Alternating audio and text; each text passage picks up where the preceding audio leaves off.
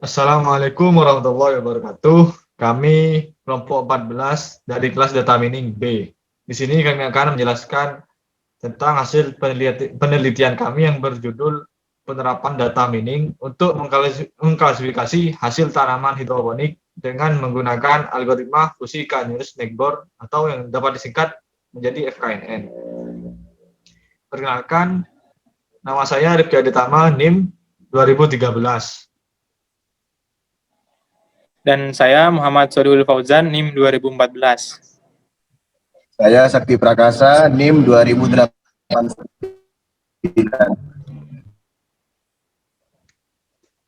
Pertama-tama, saya akan menjelaskan tentang latar belakang dari penelitian kami.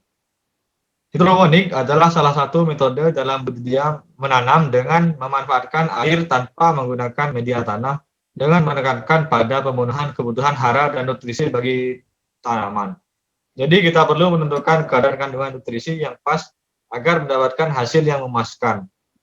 Mengingat metode hidroponik merupakan hal yang membutuhkan perhatian khusus, terutama dengan nutrisi tanaman yang sangat menentukan hasil. Berdasarkan permasalahan di atas, maka penulis mengangkat judul penelitian, yaitu penerapan data mining untuk mengklasifikasi hasil tanaman hidroponik dengan menggunakan algoritma fusi Canisius Snakebore atau FKNN. Jadi, di sini hidroponik adalah metode budidaya menanam yang sangat memperhatikan nutrisi tanaman yang akan menentukan hasilnya. Kemudian kami akan memperhitungkan hasil tersebut dengan mengidentifikasi hasil dari metode hidroponik tersebut dengan mengidentifikasi melalui atribut yang akan digunakan. Berikut tujuan dari penelitian kami. Adapun tujuan dari penelitian ini adalah untuk memprediksi hasil tanaman hidroponik dengan memanfaatkan data kandungan air menggunakan algoritma fusi KNN yang dapat berguna untuk menentukan kandungan air yang terdiri dari suhu, TDS, dan pH yang sesuai agar hasilnya memuaskan. Jadi, algoritma FKNN di sini akan digunakan untuk mengidentifikasi hasil dari metode hidroponik dengan memperhitungkan atribut yang terdiri dari suhu, TDS, dan pH. Kemudian, kenapa kami menggunakan FKNN akan dijelaskan oleh Sakti Prakasa. Kenapa kami menggunakan fuzzy KNN? Karena kami menemukan sebuah jurnal yang sangat hampir mirip dengan studi kasus seperti yang kami alami. Dan di situ setelah dipelajari, dibaca-baca, terus metodenya itu sangat cocok untuk prediksi seperti pada studi kasus yang kami alami.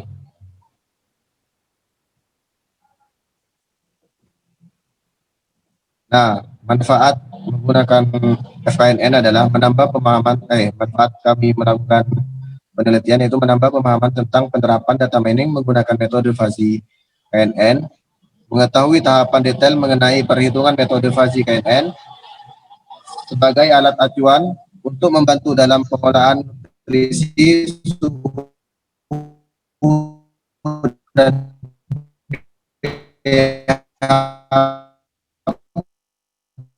pada tanaman hidroponik.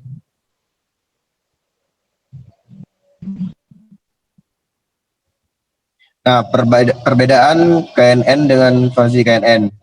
KNN merupakan sebuah metode untuk melakukan klasifikasi terhadap objek berdasarkan data pembelajaran yang jarak paling dekat dengan objek tersebut.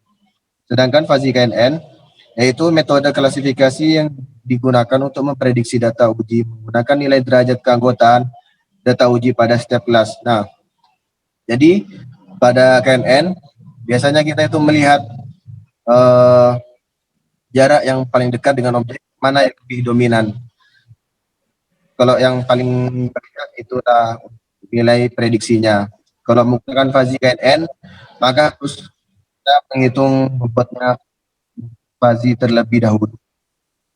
Setelah dihitung nanti lihat nilai terbesarnya berapa, baru itu merupakan hasil dari prediksinya. Lanjut ke cara perhitungan, yakni kita melakukan beberapa step, yakni step awal yaitu pembuatan data training set, yang mana kita menggunakan atribut pertama TDS, yang mana pengaruhnya tersebut semakin besar TDS yang kita pakai, maka semakin baik hasilnya. Selanjutnya yakni pH. Apabila pH tidak memenuhi pH standar, yakni 7, entah terlalu asam atau terlalu basah, nah itu akan menjadikan hasil yang buruk. Jadi pH-nya harus pas, tidak boleh terlalu basah ataupun terlalu asam. Nah, selanjutnya ini suhu, yakni suhu ideal yang dipakai yakni 27 derajat Celcius. Nah, ketika suhu tersebut terlalu panas sampai 35 derajat ke atas dan lain-lain, maka cenderung hasilnya akan buruk. Selanjutnya yakni penentuan data testing. Nah, di sana kita mencoba menggunakan angka TDS yakni 600, angka pH 7 dan suhu 30.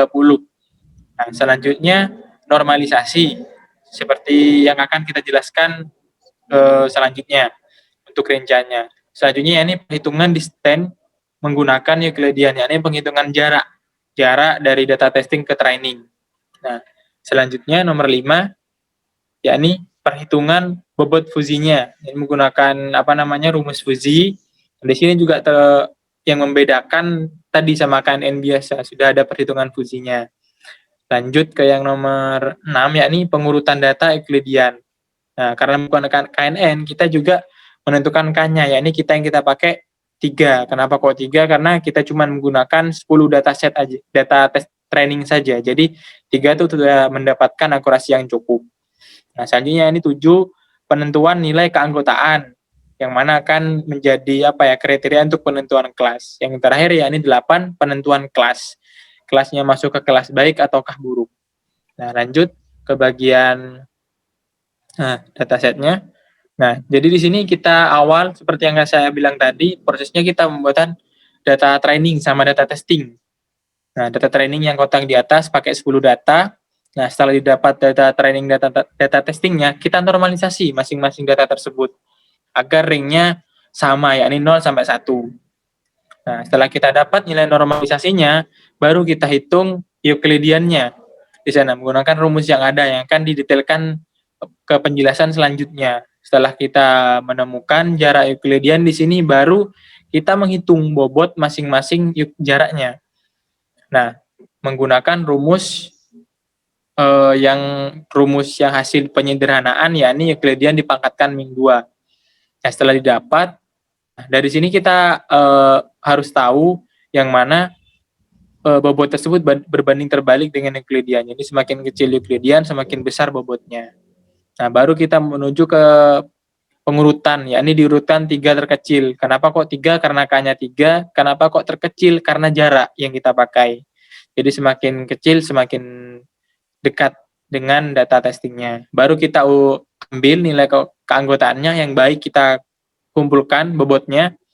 Dari bobot tersebut kita hitung sehingga menemukan hasil yang di bawah ini.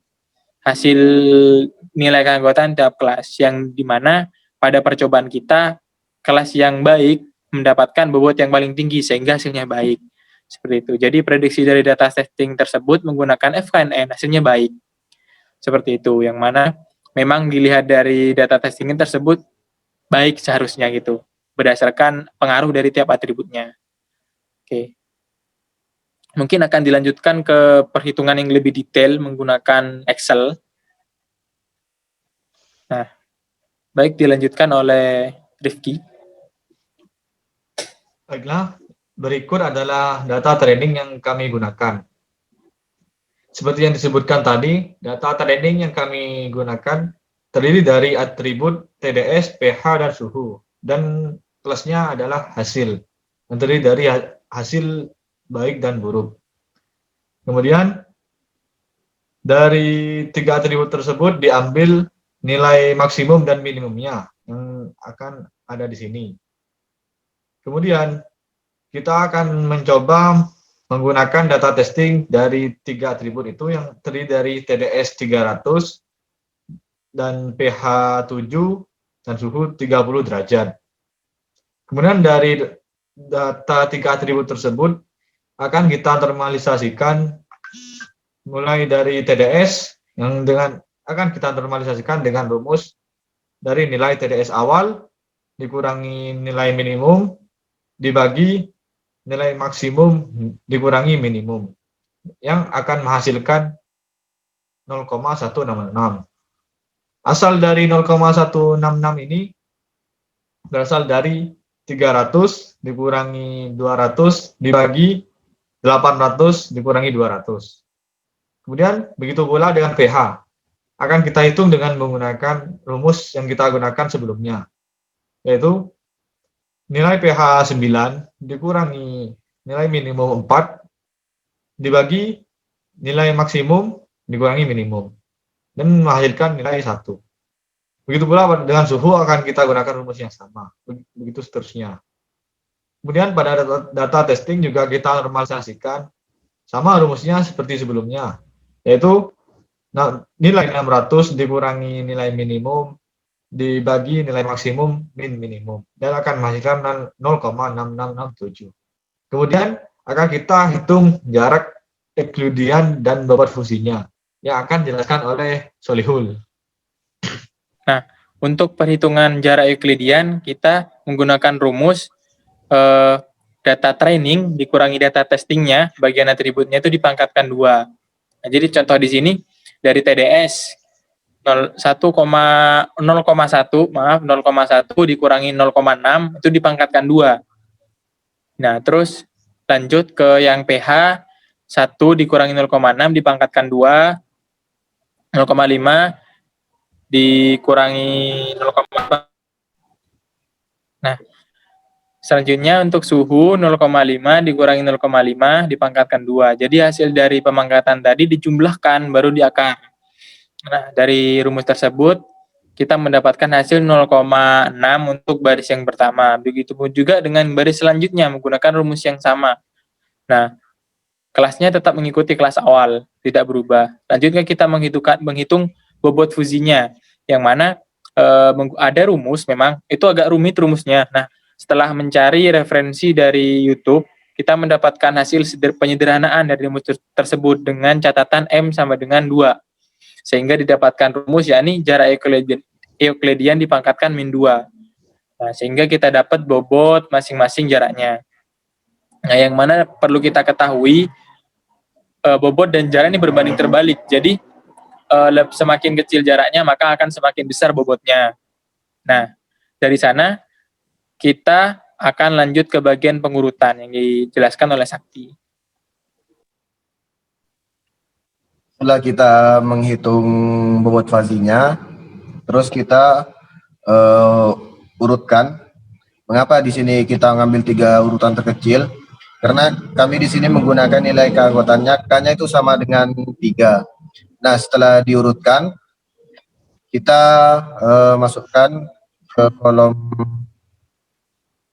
pada total kelas. Jadi kelas yang baik itu dikumpulkan jadi 1, terus yang buruk juga dikumpulkan jadi 1. Nah, setelah itu kita hitung. Cara hitungnya yaitu 12,5 ini ditambah, yang baik ditambah semua, dibagi total keseluruhan. Jadi yang baik ini 12,5 ditambah 6,6, terus dibagi total keseluruhan. Begitu juga dengan yang buruk.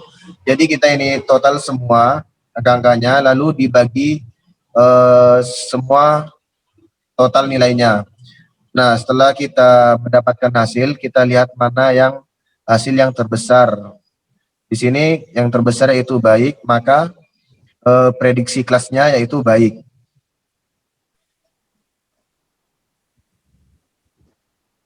Nah, itulah merupakan perhitungan detail dari dataset yang kita pakai gitu, menggunakan metode fusi KNN seperti itu. Nah, hasil yang kita dapat yakni merupakan hasil yang baik seperti prediksi yang saya katakan di awal seperti itu.